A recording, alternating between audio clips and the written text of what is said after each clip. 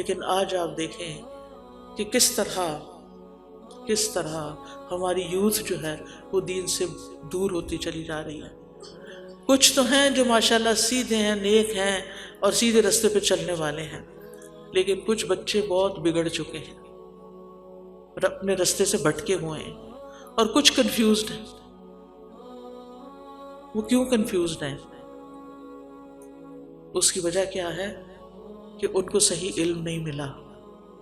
ایک سروے کیا گیا تھا اور اس میں سوال کیا گیا تھا کہ کس عمر میں آپ نے اسلام کو کوشچن کیا کہ اسلام صحیح نہیں ہے، یا کب آپ کے دل میں شکوک و شبہات پیدا ہو؟ تو یہ 16 سے 18 سال کی عمر تھی جس میں سب سے زیادہ بچے تھے.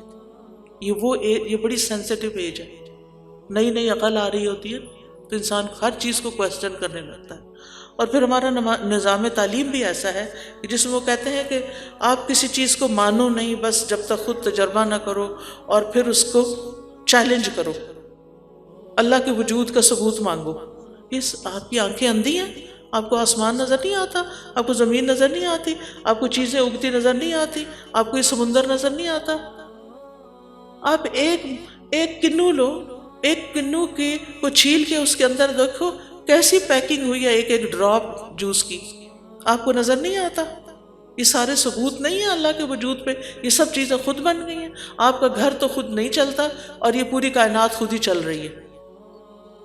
آپ نے اپنا گھر بنایا تھا یا ایسے ہی کہیں سے اگ آیا تھا؟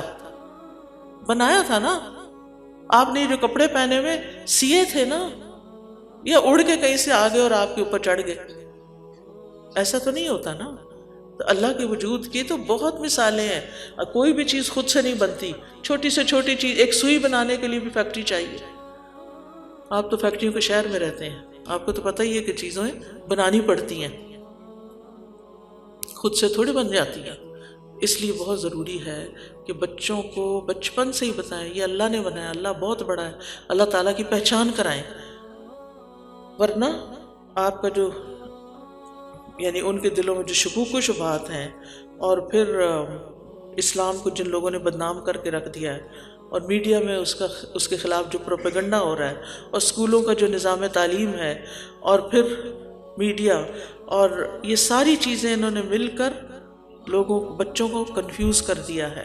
اور ان کے نزدیک اب اسلام کی، ایمان کی کوئی اہمیت نہیں، نمازیں نہیں پڑھتے، قرآن نہیں پڑھتے، اور دلوں میں شک بھرے ہوئے ہیں. ان شکوک کو دور کیجئے. یوتھ کے لیے ایسے پروگرام کیجئے، اور جو یوتھ ایسے پروگرام ینگ اسکالرز کے ارینج کرتی ہے اس میں اپنے بوائز کو خاص طور پر ضرور لے کر جائیں. اگر آپ کو کچھ پیسے بھی خرچ کرنے پڑتے تو کریں، ایمان بچائیں. یہ پیسے یہیں رہ جائیں گے، جہنم کی آگ سے کوئی پیسے نہیں بچا سکتے. تو اس لیے بہت ضروری ہے کہ آپ صحیح طور پر بچوں کو اللہ تعالیٰ کی پہچان کرائیں، اور اس کے ساتھ ساتھ یہ ہے کہ ان کو ان کے ذہنوں کے اندر جو سوال ہیں ان کو حوصلے سے سنیں، وہ کیا سوچتے ہیں.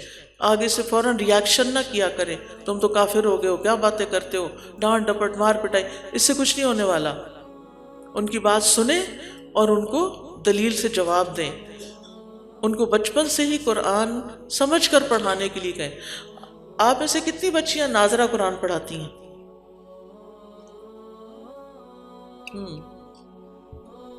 ماشاءاللہ ایک بڑا نمبر ہے. آپ کو مبارک ہو کہ آپ بہت اچھا کام کر رہے ہیں. خیرکم من تعلم القرآن وعلمہ، تم میں بہترین ہیں وہ جو قرآن سیکھتے ہیں اور سکھاتے ہیں. آپ بہت اچھا کام کریں. ایک کام اور کریں، ایک سٹیپ اور.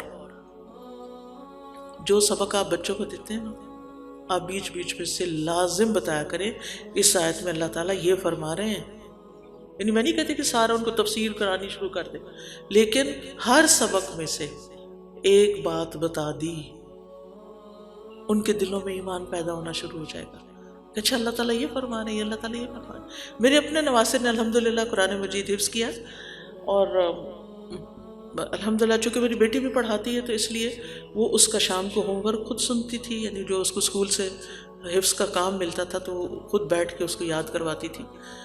تو پھر وہ اس کو بتاتی تھی، اور خاص طور پر جو آیت اسے یاد نہیں ہوتی تھی نا، اس کا تو مطلب اچھی طرح سمجھا دیتی تھی، اور وہ اس کو آرام سے یاد ہو جاتا تھا۔